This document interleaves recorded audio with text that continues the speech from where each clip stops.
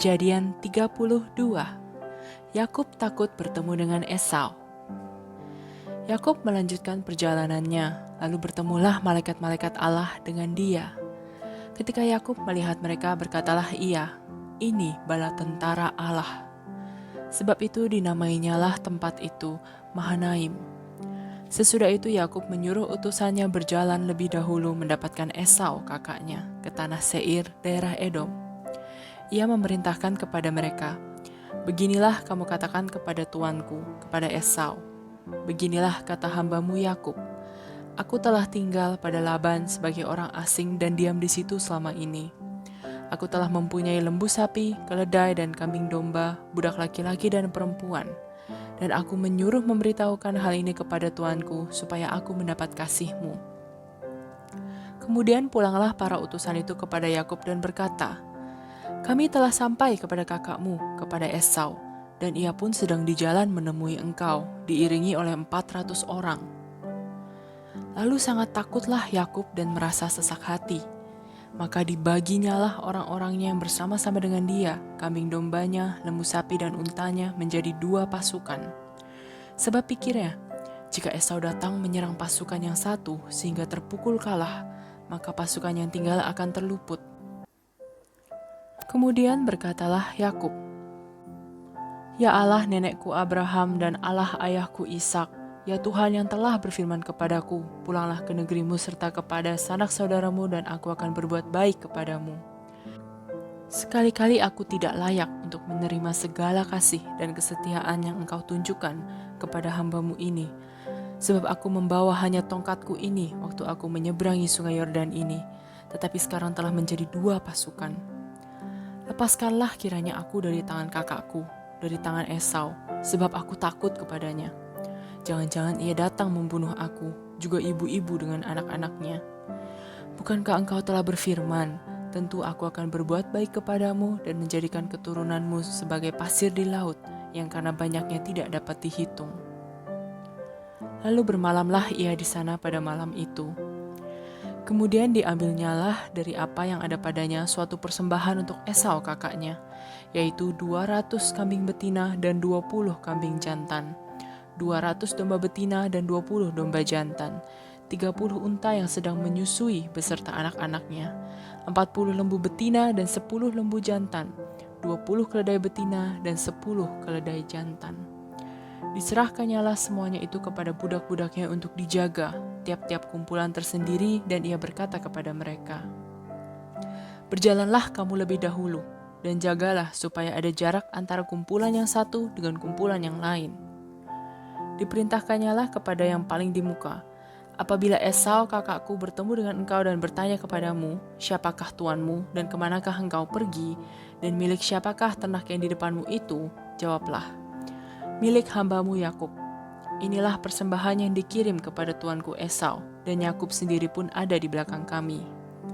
Begitulah diperintahkannya baik kepada yang kedua maupun kepada yang ketiga dan kepada sekalian orang yang berjalan menggiring kumpulan hewan itu. Katanya, 'Seperti perkataanku tadilah kamu katakan kepada Esau apabila kamu berjumpa dengan dia, dan kamu harus mengatakan juga, hambamu Yakub sendiri ada di belakang kami.' Sebab pikir Yakub, baiklah aku mendamaikan hatinya dengan persembahan yang diantarkan lebih dahulu, kemudian barulah aku akan melihat mukanya. Mungkin ia akan menerima aku dengan baik." Jadi persembahan itu diantarkan lebih dahulu, tetapi ia sendiri bermalam pada malam itu di tempat perkemahannya. Pergumulan Yakub dengan Allah. Pada malam itu Yakub bangun dan ia membawa kedua istrinya, kedua budaknya perempuan dan ke-11 anaknya, dan menyeberang di tempat penyeberangan sungai Yabok.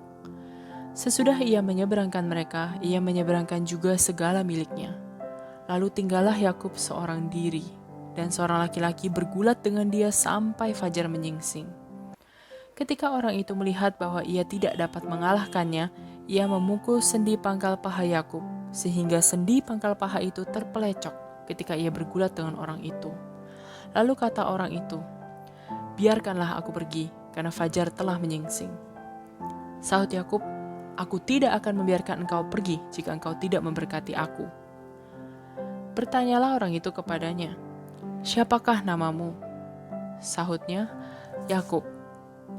Lalu kata orang itu, namamu tidak akan disebutkan lagi Yakub, tetapi Israel, sebab engkau telah bergumul melawan Allah dan manusia, dan engkau menang.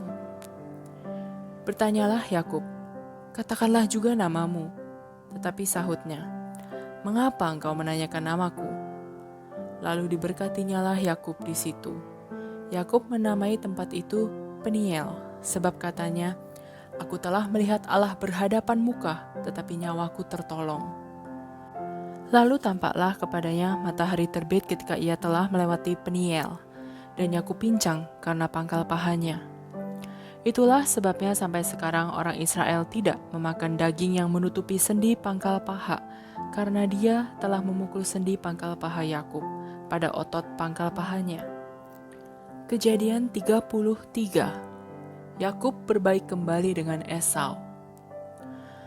Yakub pun melayangkan pandangnya, lalu dilihatnyalah Esau datang dengan diiringi oleh 400 orang.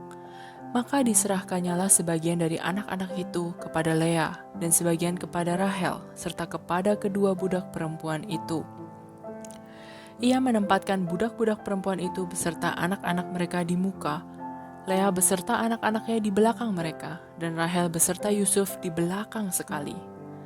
Dan ia sendiri berjalan di depan mereka, dan ia sujud sampai ke tanah 7 kali hingga ia sampai ke dekat kakaknya itu.